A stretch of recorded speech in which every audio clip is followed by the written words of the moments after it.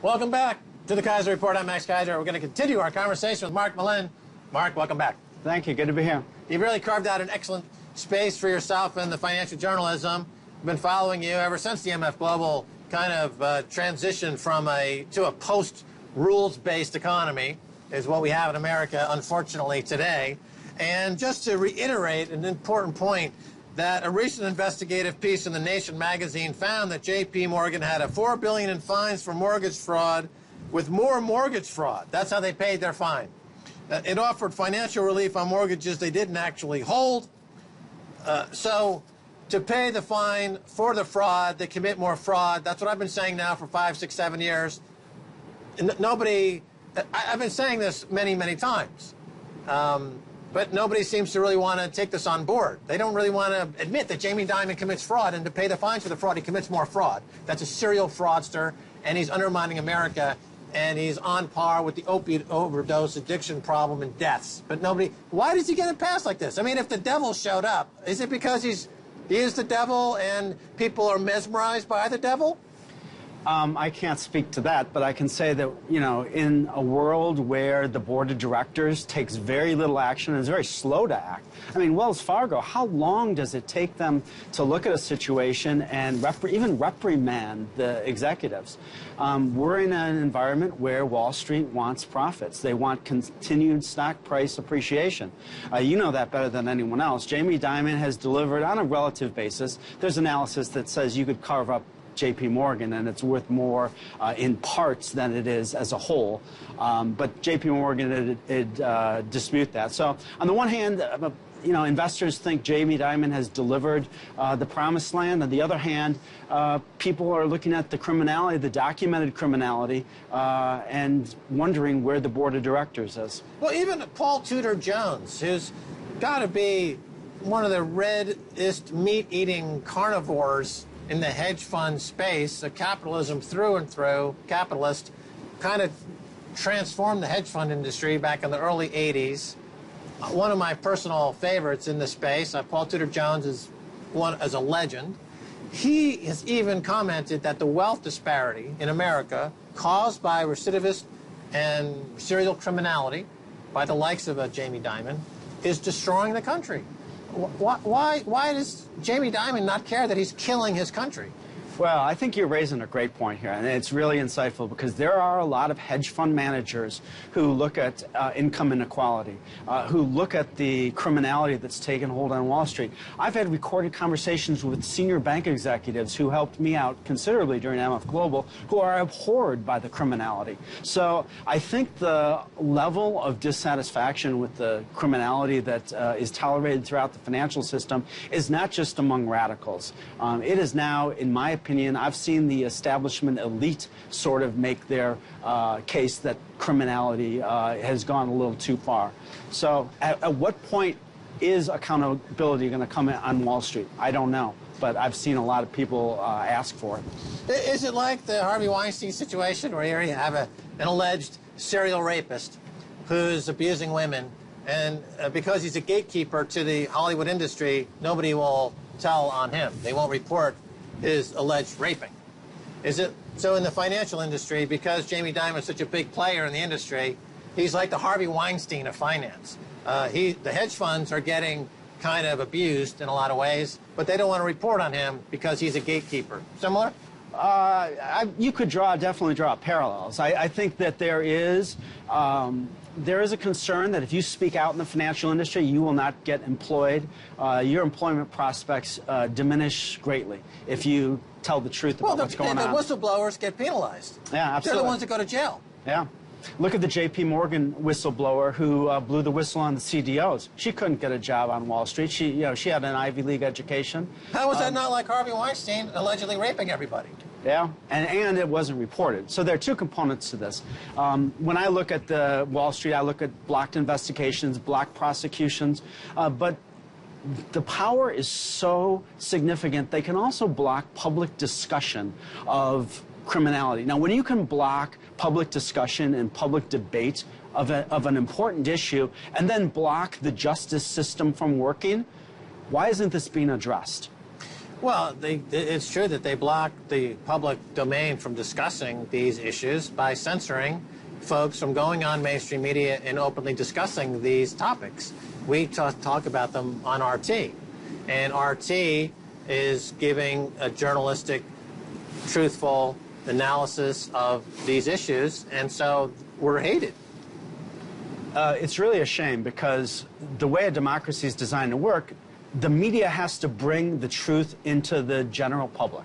That's, in a lot of ways, how policy leaders learn about it. Policy leaders learn about corruption, in a lot of cases, through the media. You can document points where the media has spoken out and then positive reactions have occurred in Washington, D.C. With MF Global, there are media superstars and very little-known journalists, both of whom really contributed greatly. And when MF Global customers got their money back, you know, I think they can thank programs like RT, Capital Account. There are also some major journalists, you know, a huge list. William Cohen was talking to the Obama administration. Stephanie Ruhle did some things. There's a Chicago journalist here who's done some things that no one knows about. There are a lot of people in the world of journalism who came to the aid of MF Global customers, and no one knows that that happened. Right. I said for years that J.P. Morgan was paying the fines for committing fraud by committing more fraud, and now that it's been put in the public record and it's been shown now and publicly accepted, I get nothing but hate. I don't feel. Anyway, let's move on. So Trump's CFTC, Commodity Futures Trading Commission, has just reversed course on some Obama-era regulations regarding high-frequency trading. Tell us about it. Well, I can tell you that the market-making systems are completely different. You know, you've been inside the market, so you know the high-frequency traders, right now, it's a different standard. In order to play that game, you have to pay technology fees that are just astronomical. So they have created a game. It used to be a system where market makers, people like you and I who had knowledge in the financial system, we could go down to the exchanges, we could make markets. The exchanges used to be income equalizers. There are people from the south side of Chicago who never would have made six figures, go into the exchange, make six figures. Terry Duffy's a great example of a guy who the exchanges have made millionaires. So you can't do that anymore. It's all a very elite game of high-frequency trading. You have to pay millions and millions of dollars in order to play in that realm. Right, I love that phrase, income equalizer. You know, when I started on Wall Street in the 1980s, it was very much, the income equalization was very much a part of the mix. So you had guys coming in, shoeshine boys. You know, guys from backgrounds, working class backgrounds, who were shining guys' shoes, who got licensed and became multimillionaires. But it's just not there anymore for this high-tech driven, high-frequency trading driven. And high-frequency trading, let's be honest, it's no different than sticking, it's front-running, but on an extremely rapid pace. So it's no different than me sticking a hose in my neighbor's car, gas tank, and siphoning off money, siphoning off gas. That's what high-frequency trading does. It's just siphoning cash. You're not making a market. You're stealing liquidity. You're not adding market making. That's a misnomer. That's false. I hope people don't think that they're adding some attribute to markets. They're stealing, and they're stealing in a high frequency way. It's rapid stealing. They've made stealing on steroids. Yes or no? That's a sweeping statement, and I've got to say, I mean, there are a lot of issues with high-frequency trading. They've been all batted around. And the big issue is... I'll tell you why I say that, because in 2008, during the crisis, where was the liquidity? Where were the high-frequency traders? It was complete credit freeze, and they had to go to the Fed and get $20 trillion.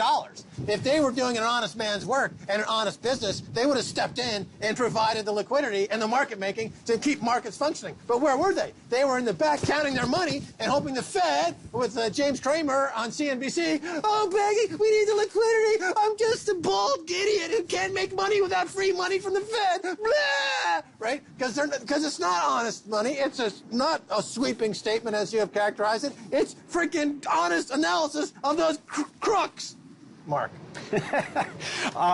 Well, I'll tell you what, I've been involved in the markets. I don't want to be on the other side of a market crash. A lot of people put their hands in pockets. I've seen it happen during market crashes. So these are independent firms that are involved in market making and high frequency trading.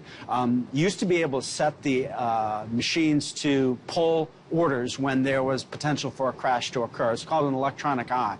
That's what happened during the 2010 flash crash. And then they figured out how to manipulate the electronic eye. Yeah. And that's where you get a lot of your spoofing. Well, I know from personal experience, my patent called a virtual specialist, patent number 5950176, is a technology to increase or decrease the amount of imbalance required to create an uptick or a downtick using algorithms. Now, I invented that, and I can tell you that JP Morgan and Goldman Sachs abused that patent. It's now owned by Cantor Fitzgerald to manipulate prices. I know that for a fact. They manipulate markets because they use my technology, and they admittedly use my technology. And I talked to somebody from CNBC Fast Money about this recently who confirmed that Cantor Fitzgerald and others abuse the technology to manipulate markets. Those are the facts. Now, where's the frickin' regulators on that? Mark? Well, I'm not answering for the regulators. I'll mention another interesting scenario is short selling. The banks and the way they are, there's a huge lawsuit. It's got no coverage whatsoever. There's a $1 trillion lawsuit. Pension funds are suing the banks for how they borrow stock and then allow it for short sales. So there are a number of issues, and hopefully they get straightened out. I hope the courts straighten them out, and I hope that we as a society can start to look at blocked investigations, can look at manipulating prosecutions and end these practices because they're destructive practices. Well, talking about short sales, there used to be a rule in the book called the rule that you can't short sell. You can only short sale on an uptick. Right. Yeah. The uptick rule, and they got rid of that. Right. So that opens up abuse in short selling, and again, the repeal of Glass-Steagall, the high tick, top tick, the high tick rule, uptick rule elimination, the Commodity Futures Modernization Act, which decriminalized. That was a big point in history. Yeah, Berkeley-Born. In my opinion, it's Berkeley-Born, the Commodity Futures Modernization Act, and it just goes downhill from there. All right, Mark, we got to go. Thanks, Mark, for being on the Keiser Report. My pleasure, Max. That's going to do it for this edition of the Keiser Report. With me, Max Keiser, and Stacey Herbert. I'd like to thank our guest, Mark Malin. If you want to catch us on Twitter, it's Keiser Report. Catch me on YouTube at Max Keiser TV. Until next time, bye, y'all.